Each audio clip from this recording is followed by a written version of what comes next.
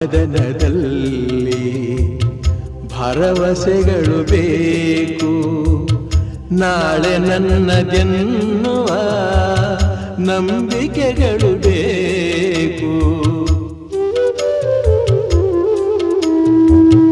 ಜೀವರಾಶಿಯಲ್ಲಿ ಮಾನವರಿಗೆ ಆದ್ಯತೆ, ನಾವೇ ಮೂಢರಾದರೆ ಜ್ಞಾನಕ್ಕೆಲ್ಲಿ ಪೂಜ್ಯತೆ.